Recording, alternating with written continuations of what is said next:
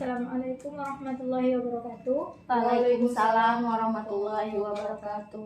Terima kasih kepada teman-teman yang telah hadir di bimbingan kelompok hari ini. Apa kabar teman-teman semua? Baik. Alhamdulillah baik. Sebelum kita memulai bimbingan kelompok ini, sama-sama kita melafazkan basmalah. Bismillahirrahmanirrahim.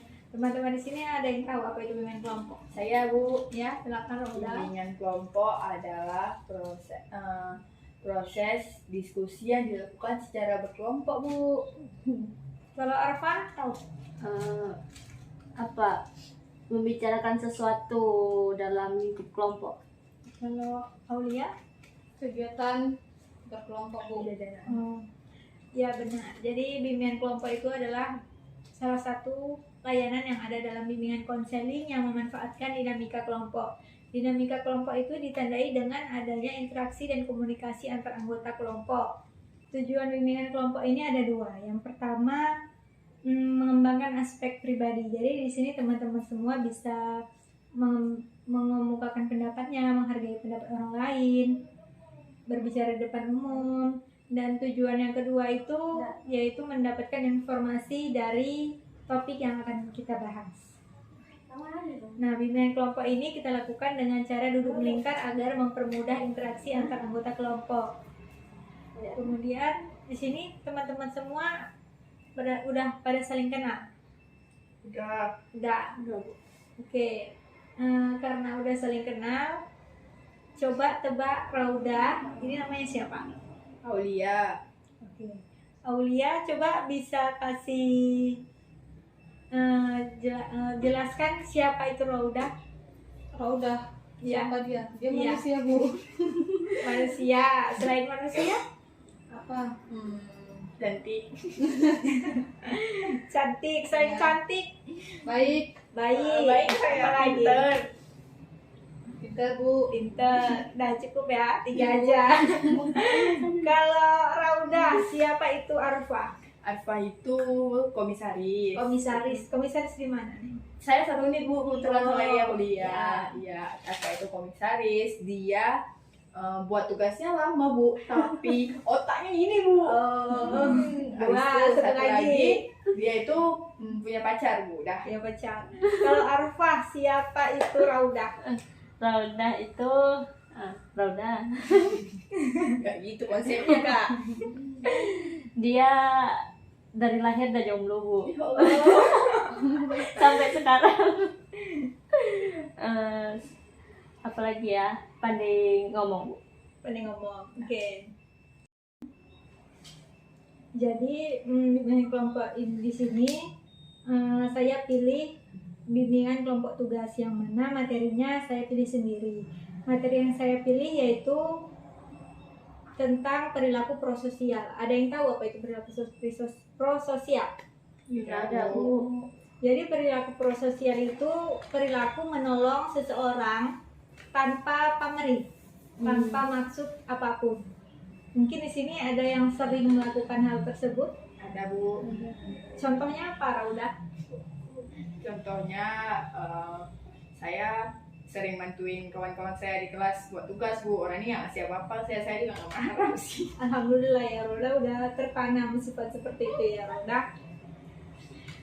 Jadi perilaku prososial ini ditandai dengan adanya 3 aspek. Yang pertama aspek menolong, yang kedua berbagi, yang ketiga bekerja sama. Nah, di teman-teman di sini sudah pernah berbagi pastinya kan? Dan Kalau untuk Arfa, contohnya berbagi apa nih? berbagi apa ya? Berbagi minyak kereta mungkin, Bu. Saya sering jemputin kawan kuliah kan, Bu. Nggak pakai ongkos kan. Berbagi minyak kereta. Semoga Kalau- berkah. Kalau untuk Aulia, Dari Kalau saya, Bu, ya mungkin berbagi hal-hal kecil gitu kan, Bu. Kalau misalnya kita lagi makan, sebenarnya kita kasih teman-teman di sekitar kita. jeda. Bentar.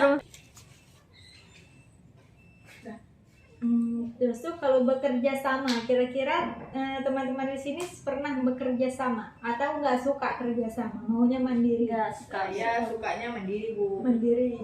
Kenapa? Kenapa? Sukanya mandiri. Karena biasa bukan kalau kerja kelompok, kawan kelompok saya cuma jadi beban saya Bu. Orang ini nggak mau bantuin saya, capek saya. Kalau Arfa, apa alasan? Saya kalau kerja itu sendiri, tapi kalau mau bantu orang mau bantu tuh cukup 1 atau 2 orang aja. Itu pun kalau kerjaan yang gede, karena kalau makin banyak orang nanti saya bingung saya mau kerja apa. Oh iya, setuju saya. Introvert ya. Kalau Aulia, Kalau saya sih oke-oke aja sih Bu, sendiri juga oke, kelompok juga oke. Tapi ya kalau seandainya dalam bentuk skala besar lebih bagus kelompok supaya lebih kayak biar nampak aja gitu kan Bu. Namanya kita juga lagi mahasiswa, pasti organisasi kelompok itu sangat dibutuhkan. iya benar. Nah, jadi perilaku prososial ini ada dampaknya bagi diri sendiri sama lingkungan kita. Dampak bagi diri sendiri itu seperti kita tuh kayak merasa tenang, lega gitu, kayak merasa diri kita ini manusia baik gitu kan. Ya. Setuju kan? Setuju. Jadi kalau dampaknya pada lingkungan ya misalnya ada seseorang yang kita tolong, orang tersebut pasti ngerasa terbantu, ngerasa urusannya lebih mudah karena pertolongan kita. Kalau begitu, saya mau bertanya nih, apa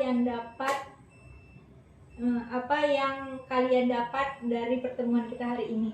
Untuk Rauda bisa?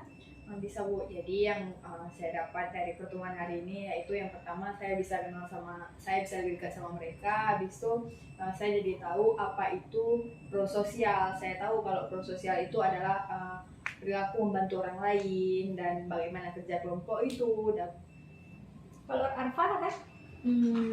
Kurang lebih sama sih Bu, cuman ada plusnya di saya itu kayak bisa tahu saya tuh udah ngelakuin sifat prososial itu apa belum, udah sejauh mana. Kalau Aulia? Sama sih Bu, mungkin cuma menambahkan sedikit dari pertemuan kita kali ini, mungkin lebih menambah wawasan saya khususnya ke prososial, sehingga nantinya bisa dapat membantu teman-teman ataupun orang-orang yang ada di sekitar saya. Oke, mungkin teman-teman ada bisa menyampaikan kesan dari pertemuan kita hari ini.